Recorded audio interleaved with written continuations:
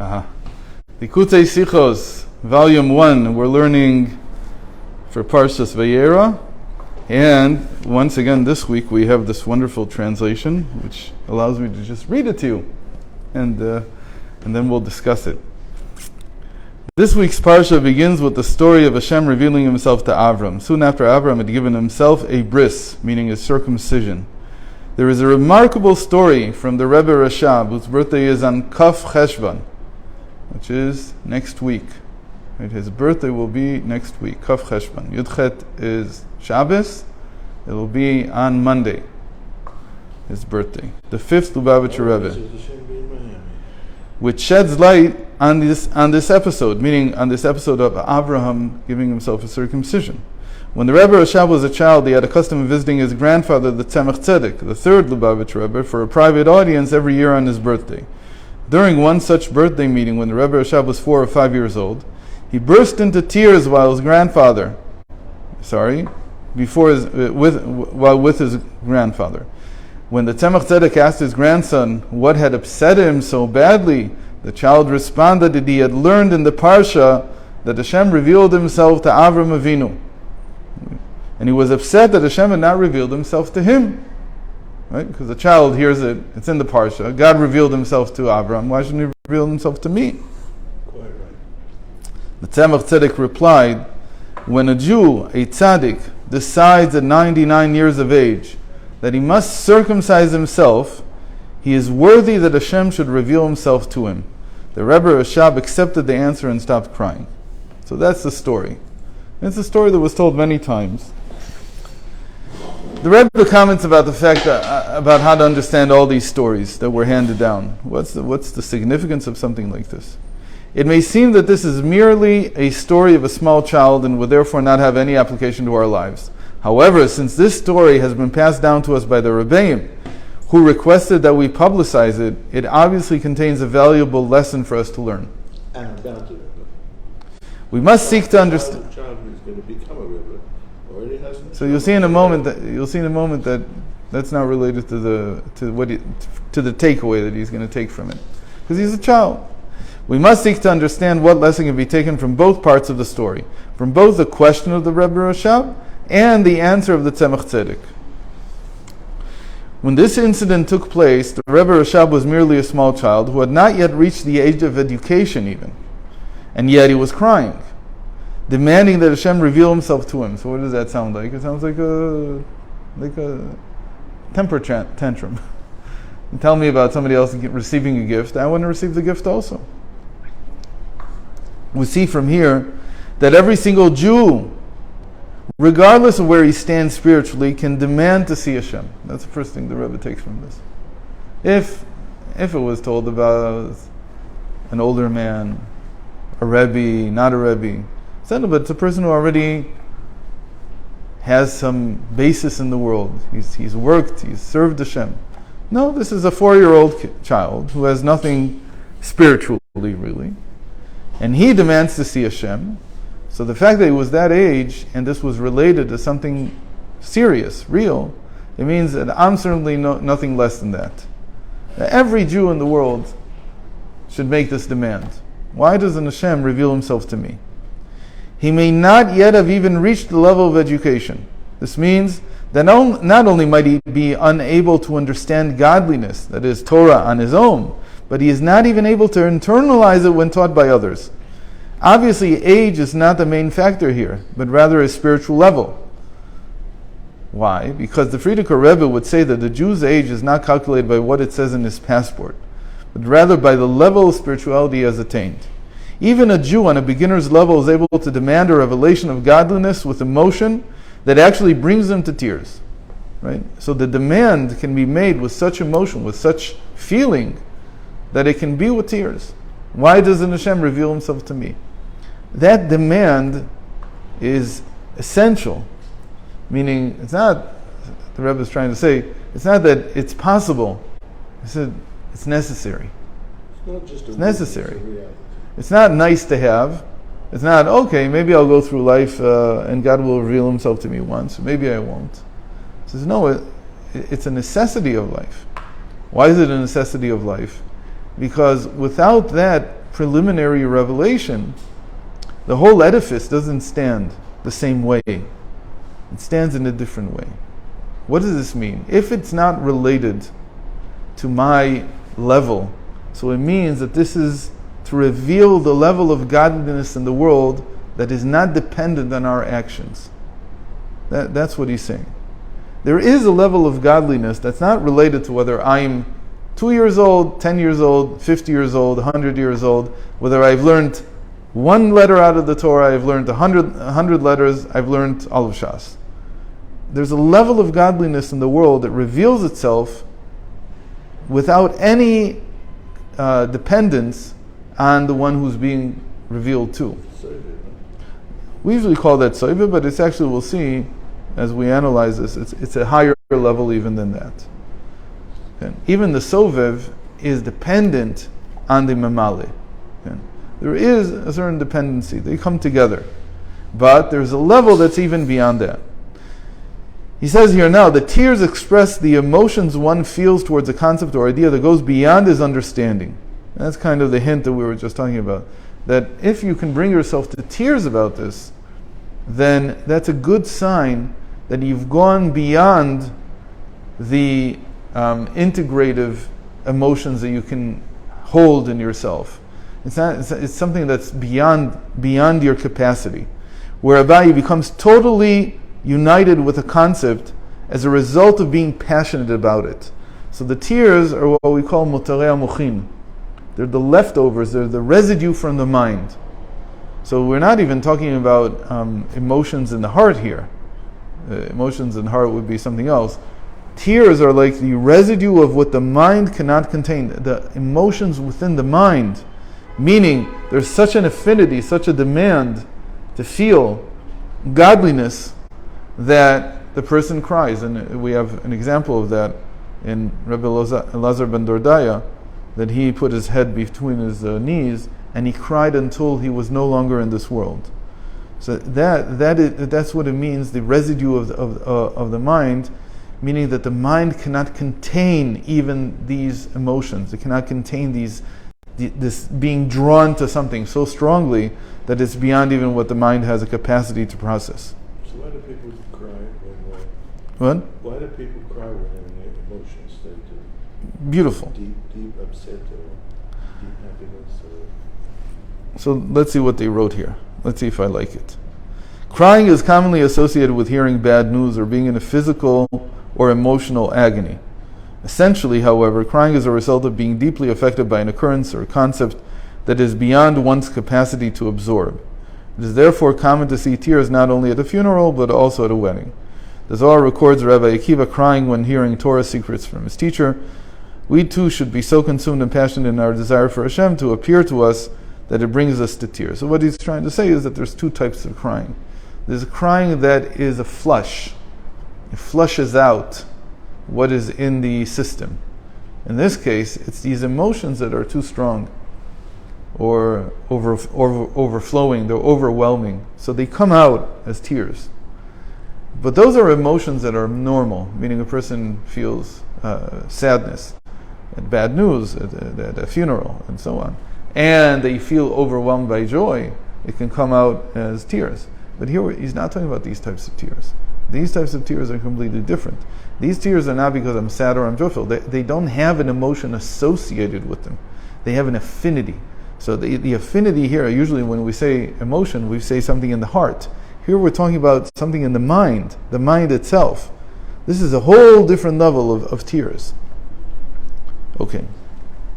Furthermore, we see from the story that a person is able to demand a revelation of godliness that is similar to the manner in which Hashem revealed himself to Avram after he had given himself a bris. So right away this says, obviously I'm not at Avraham's level. So what's the story here? So Avram wasn't at Avram's level. The point is that when Avram circumcised himself, he had to go beyond what Avraham was. He had to become something completely different. That's what this is. It's overstepping my definition. It's going beyond it completely. It's something completely different. Here, it's not in who he is as much as how he understands God. Until now, I've understood God in one way. And now I'm saying there must be a higher revelation that is far beyond anything I've understood until now. And that's what I'm looking for. That's why it's not dependent on what I've done or not done. Because we would say that this is what we call hashra'ah, that this is everywhere. This is God's omnipresence. It's everywhere, but you couldn't connect to it yet. But it's not exactly omnipresence. Hashra'ah is not necessarily sovev. It could be, but it's not necessarily. It doesn't translate so easily. Hashra'ah, when you say sovev, you mean that Hashem emanates light in order to make things exist. No, Chai is already internal. Mekayim. He makes things exist. That's called the surrounding light. But a light means how he projects himself, how he shows himself. Here we're talking about how he is, he himself. So Hashem himself can be at a completely different level than what we usually associate as godliness. I mean, there's a godliness in the world that's not necessarily connected to a book. It permeates everything. It's not like polytheism. Oh, everything is God. It's not the same thing. Because everything is God. Right. But it's coming and saying, when you say everything is God, then what you're saying is Hashem fills everything. There is a level of godliness in everything. Even an idol worshiper has hierarchy between the idols. Right. That was the whole premise of Avram destroying all the idols and telling them, well, if there's a hierarchy, this is how I got to the understanding that there must be someone above the entire hierarchy. But that was still not this level. This level is completely different. When you actually do something, because what's the problem? The problem is, as you said before, the Tzimtzum, I thought you were saying something else, I'm sorry. I confused it with something else. Because what did Avram do? He did a mitzvah. And usually we say mitzvahs are like the sovev. But here the very concept, the first mitzvah that was ever done in the world, nobody had done a mitzvah before.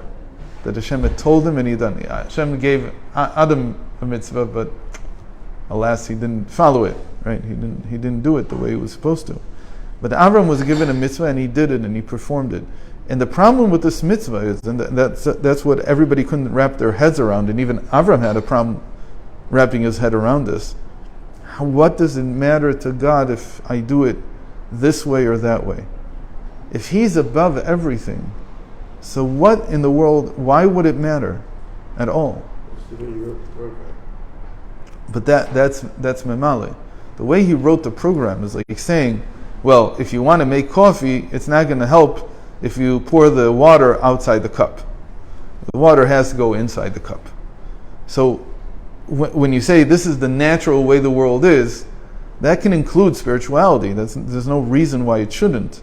And in that respect, all the religions are very similar, because they're all saying pretty much the same thing. But none of them have mitzvot. But none of them have understanding which cannot be contained in the mind. The mind can't wrap itself around it. It can't can't understand. Why would there be a commandment to do it this way and not that way? That is already a completely different level of godliness. Okay, let's see. We find that Hashem had previously revealed himself to Avram before he had fulfilled the mitzvah of circumcision. But the revelation at that earlier time was on a lower level. One of the things that the Medrash, the Rebbe... Leaving the country wasn't a mitzvah? No, it's not a mitzvah. It's not a mitzvah. Why is it not a mitzvah? It's a trial. It's a test. You have to overcome it. But it's not a mitzvah. You don't have to keep doing it. You don't do it every year on the same date. There's nothing like that. Yeah, I said it. But you did it once, and it was a test to see whether you would follow God. But it's not a mitzvah. It's not the same thing. A mitzvah is, and now it stands from now until forever. By the way, it's very interesting that we don't do milah, we don't do the circumcision because of Avram. So there's a lot of maimarim about this. The Rebbe has a few sichos on it, discussing it, that the reason we do it is because the mitzvah is because Moshe Rabbeinu received it again. But the meaning has remained the same as from when it was by Avram. The light is still the same light. The action is now from an even higher level, or more a permanent level, let's call it. So Avram had revelations of godliness before, but these weren't revelations as a Jew. These were revelations as a human being. And they were very high.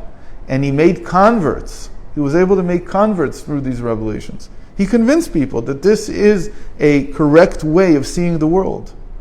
You should also incorporate spirituality and good deeds and so on into your life because, like you said, this is the programming of the world. This is the way that God created the world. It makes sense. But he couldn't just convince people to become a convert, a real convert. Because when you're a real convert, it's not because it makes sense to you. It's because you're drawn to it in a way that Avram was now drawn through the circumcision to God. It's an affinity, or the way that the Tzemach said, the Rebbe Rashab here wants to see godliness. It's got nothing to do with your understanding. Because, on the contrary, in terms of your understanding, what would you say? A little child wants to see God. Okay. You smile, and you sort of, and you brush it off, because it's a little child. What does he understand? But the Rebbe, in repeating this story and saying that the story is important, he's saying that there's this little child in all of us that is not according to reason and to understanding. It's not according to our logic. It's like some affinity that cannot be explained. And you have to have that affinity. Now, this affinity to godliness is also an affinity to other things as well.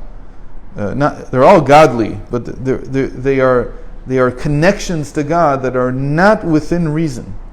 And so actually only a child could understand them. So what did Avram do? Avram connected to his inner child. That's how we would say.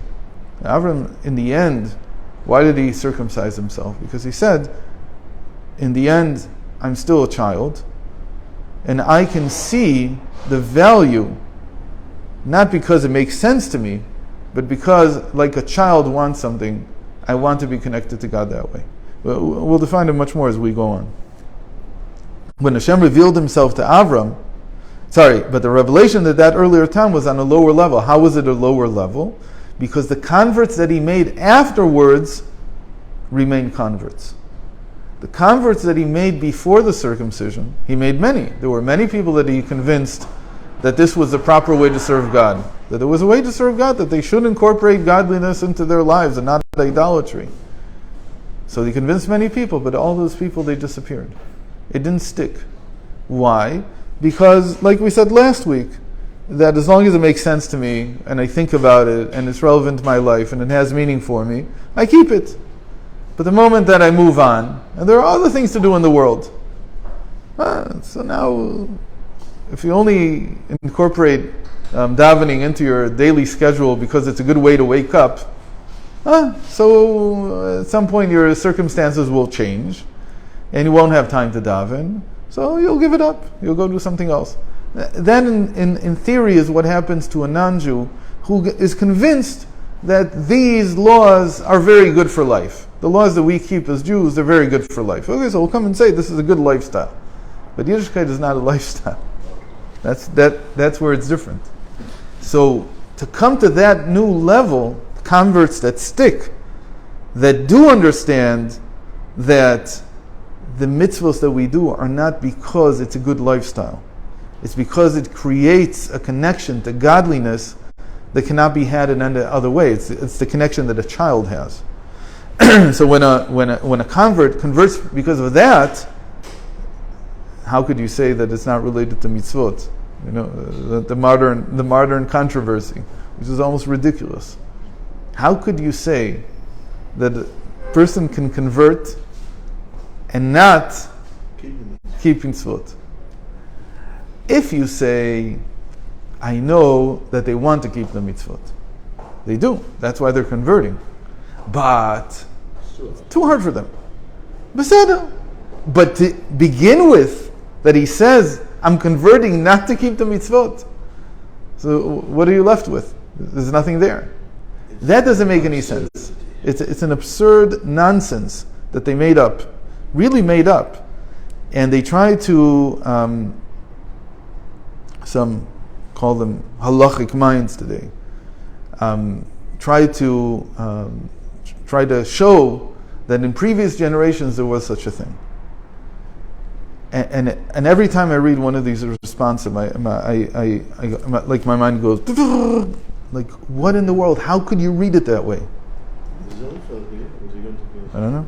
Sounds like having a country. It's 8 o'clock. Sounds like having a Jewish country that's not founded on Torah. It's 8 o'clock. Okay, we have to end.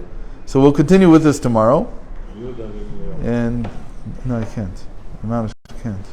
You're done with me. That's a good idea. What? You can't either. See you tomorrow. That's Sorry about that. But